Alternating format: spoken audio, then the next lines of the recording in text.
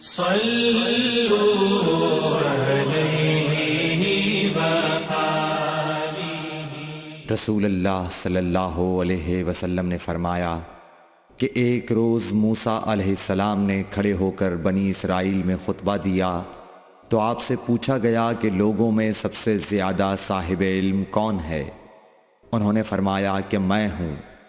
اس وجہ سے اللہ کا غصہ ان پر ہوا کہ انہوں نے علم کو خدا کے حوالے کیوں نہ کر دیا۔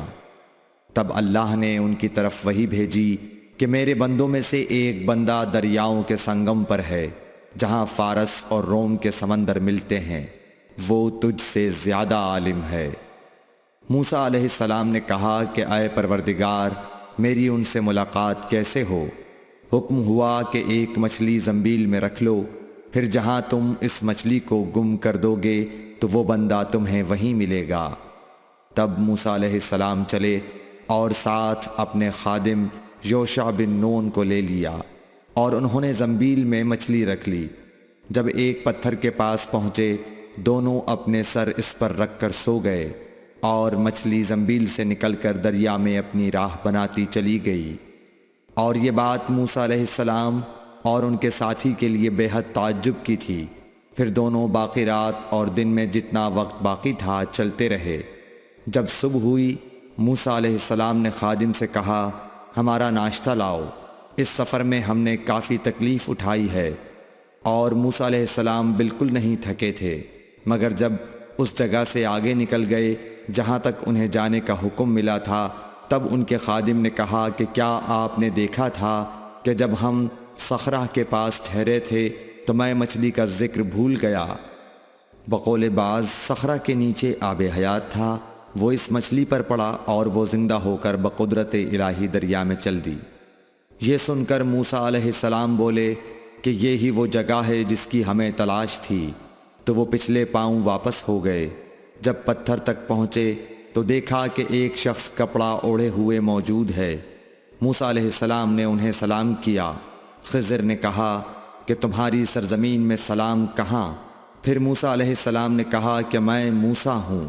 خضر بولے کہ بنی اسرائیل کے موسیٰ؟ انہوں نے جواب دیا ہاں۔ پھر کہا کہ کیا میں آپ کے ساتھ چل سکتا ہوں تاکہ آپ مجھے ہدایت کی وہ باتیں بتلاؤ جو اللہ نے خاص آپ ہی کو سکھلائی ہیں؟ خضر بولے کہ تم میرے ساتھ صبر نہیں کر سکو گے۔ اے موسیٰ، مجھے اللہ نے ایسا علم دیا ہے جسے تم نہیں جانتے، اور تم کو جو علم دیا ہے اسے میں نہیں جانتا۔ اس پر موسیٰ علیہ السلام نے کہا کہ خدا نے چاہا تو آپ مجھے صابر پاؤ گے، اور میں کسی بات میں آپ کی نافرمانی نہیں کروں گا۔ پھر دونوں دریا کے کنارے کنارے پیدل چلے۔ ان کے پاس کوئی کشتی نہ تھی کہ ایک کشتی ان کے سامنے سے گزری تو کشتی والوں سے انہوں نے کہا کہ ہمیں بٹھا لو۔ خضر کو انہوں نے پہچان لیا اور بغیر کرائے کے سوار کر لیا۔ اتنے میں ایک چڑیا آئی اور کشتی کے کنارے پر بیٹھ گئی۔ پھر سمندر میں اس نے ایک یا دو چونچیں ماری۔ اسے دیکھ کر خضر بولے کہ اے موسیٰ، میرے اور تمہارے علم نے اللہ کے علم میں سے اتنا ہی کم کیا ہوگا جتنا اس چڑیا نے سمندر کے پانی سے۔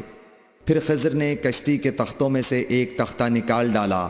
موسیٰ علیہ السلام نے کہا کہ ان لوگوں نے تو ہمیں کرایہ لیے بغیر مفت میں سوار کیا، اور آپ نے ان کی کشتی کی لکڑی اکھاڑ ڈالی تاکہ یہ ڈوب جائیں۔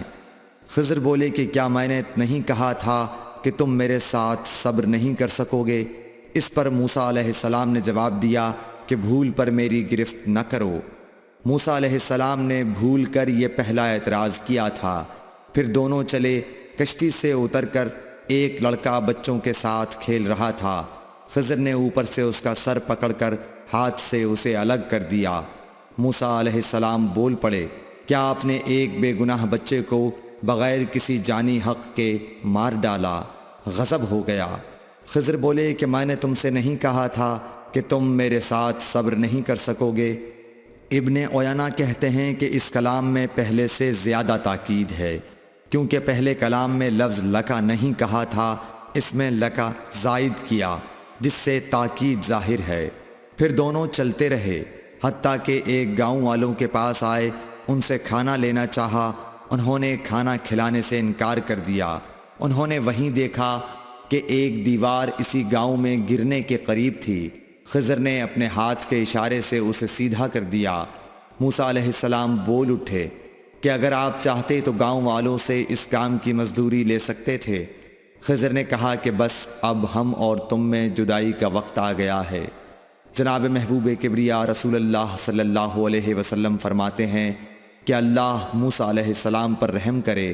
ہماری تمنا تھی کہ موسیٰ علیہ السلام کچھ دیر اور صبر کرتے تو مزید واقعات ان دونوں کے بیان کیے جاتے اور ہمارے سامنے روشنی میں آتے، مگر حضرت موسیٰ علیہ السلام کی عجلت نے اس علم لدنی کے سلسلے کو جلد ہی منقطع کرا دیا۔ صحیح بخاری حدیث number 122۔ Thanks for watching. Don't forget to like, comment, share and subscribe to